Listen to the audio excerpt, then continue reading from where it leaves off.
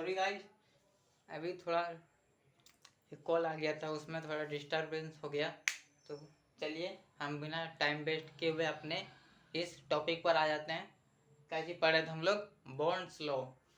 Bonds law आखिर हमारा क्या बोल रहा था, जो हमारा डायरेक्ट सरफेस एरिया होता है, जो कि पावर रिक्वायर्ड ऑफ एनर्जी होती है, work required for energy of crushing material, वो किसके प्रोपोर्शनलिटी होता है, square root of the new surface area of volume. ठीक है, हमने कहाँ तक लिख दिया था, power required for of energy, या फिर वर्क रिक्वायर्ड फॉर एनर्जी भी लिख सकते हैं। Power required for of material, power required connection principle according to Bond's law, power required for crushing, ये इंक अभी बहुत टेंशन लग रहा है। इसमें क्या चाहिए था हमारा, जो बॉन्ड्स लॉ किक्स लॉ अभी हमने पढ़ा, उसी सब के अनुसार ये भी एक बहुत ही इजी सा टॉपिक है। ठीक है,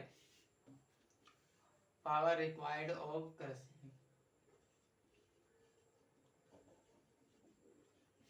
crushing of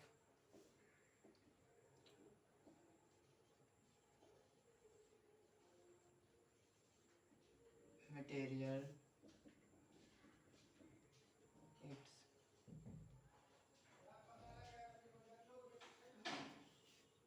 directly proportional to the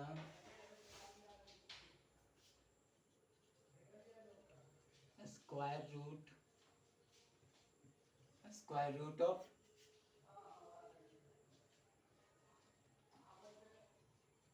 new surface area of the volume। ठीक है, इसको हम एक बार फिर से लैंग्वेज के रूप में लिखा हुआ है, हम इसको बोल कर एक बार समझा देते हैं। बॉन्ड्स लॉ क्या बोल रहा है, according to the Bond's law power required of crushing of material is directly proportional of the square root of the new surface area of volume.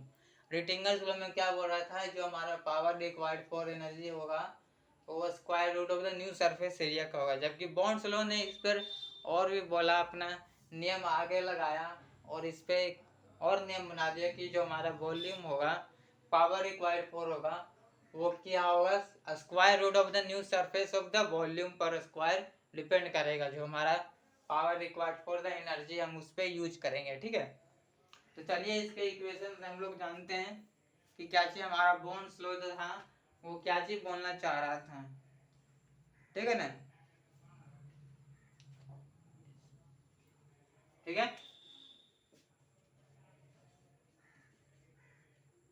Square root of the P by, ठीक है, square root of the product of volume of surface area of the product. ठीक है, यही हमारा क्या चीज बोल रहा था, बॉन्ड्स लॉ।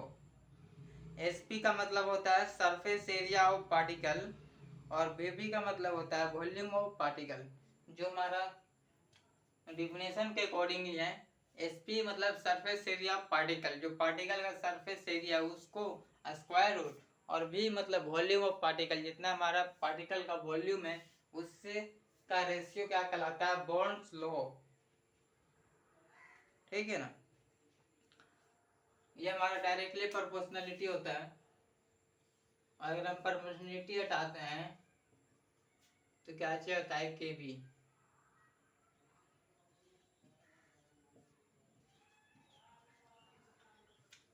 इसमें के बी क्या चाहिए, constant of Bond's law.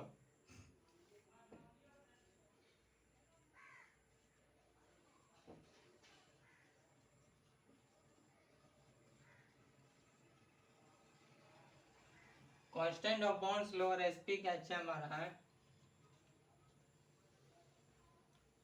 Surface area product.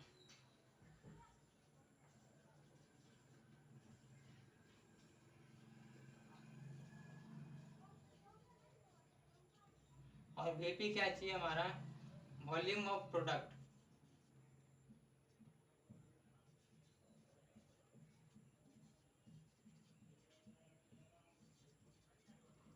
Volume of product. KV क्या चीज कहलाता है?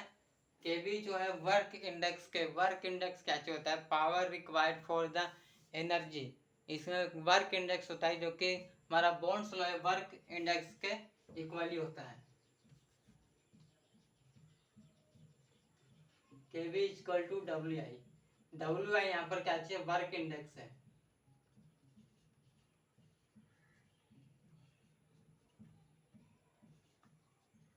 वर्क इंडेक्स, और वर्क इंडेक्स का वैल्यू होता है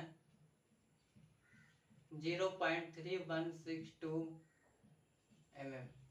ये जो वैल्यू होता है, हर वैल्यू जो है चेंज करते रहता है, ठीक है। वर्क इंडेक्स का ये वैल्यू होता है, ठीक है। तो ये जो हमारा वर्क इंडेक्स क्या चीज बोलता है? वर्क इंडेक्स बोलता है कि power required of the energy of the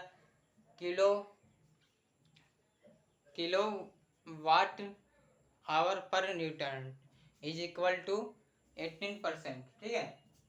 जो हमारा वर्क एनर्जी होगा फील्ड में, वो किस में आएगा? किलो वाट पर घंटा पर आवर दो टन, ओके। तो ये बॉन्ड्स लोग कुछ नहीं, सिंपल सा बस इसका डेफिनेशन लिख देना। अगर एग्जाम में पूछेगा तो ये इक्वेशन लिख देना, और इसमें जो इक्वेशन है वो क्या चीज दर्शा रहा है ये लिख देना। बस इतना लिख दीजिएगा, बहुत काफ़ी है आप लोग के लिए, ठीक है। बॉन्ड्स लॉ हम फिर से समझा देते हैं क्या होता है। फिर से तीनों लॉ को हम डिफाइन कर देते हैं, ठीक है। किक्स लॉ हमारा बोलता है जो हमारा फीड का size reduction of the power required of the energy होगा वो किसके डायरेक्टली प्रोपोर्शनल होगा? लोगी यानी कि initial diameter to final diameter, ठीक है। बस डेफिनेशन याद रखिए, जो हमारा किक्स लॉ होगा, सिंपल जो डेफिनेशन है वो किक्स लॉ होगा किसके directly power required for the crushing energy is directly proportional to initial diameter is equal to final diameter, या फिर बोल सकते हैं feed diameter is equal to product diameter, ठीक है। किक्स लॉ हमारा यहाँ तक होता है कंप्लीट। उसके बाद आता है हमारा बॉन्ड्स, ये रिटिंगर्स लॉ। रिटिंगर्स लॉ में क्या बोलता है? जो power required for the energy होती है वो crushing material is directly proportional to किसके होता है? न्यू सरफेस एरिया, ठीक है। जब हमारा फीट से रिड्यूस होकर जो नया सरफेस बनता है उसके डायरेक्टली प्रोपोर्शनल टू होता है हमारा रिटिंगर्स लॉ। सिंपल सा डिफिनेशन ये बोलिए इसका, जो रिटिंगर्स लॉ होता है वो crushing of the power required of the material is energy directly proportional to the new surface area, ठीक है, ऑफ वॉल्यूम, ठीक है ना, वॉल्यूम के भी होता है। और ये बॉन्ड्स लॉ हमारा क्या बोल रहा है कि Bond's law is power required for the energy is material of directly proportional to the square root of the volume surface area. बस रिटिंगर्स लॉ में क्या करना है? Square root of new surface area, और इसमें बॉन्ड्स लॉ में क्या बोल रहा है? Square root of the surface area of the volume, ठीक है। बस इतना सा सिंपल सा डिफिनेशन था, ये टॉपिक छूटा हुआ था। आज हमने इस टॉपिक को भी कवर कर लिया। इस टॉपिक को कवर करने के बाद यूनिट 2 पूरी तरह से समाप्त हो चुका है, ठीक है। यूनिट 2 में अब कुछ भी नहीं पढ़ना, अब यूनिट 3 की ओर बढ़ते चलेंगे, okay. Thank you for my channel SKP engineering classes. इसी तरह के और वीडियो देखने के लिए प्लीज़ सब्सक्राइब और लाइक और शेयर जरूर करिए।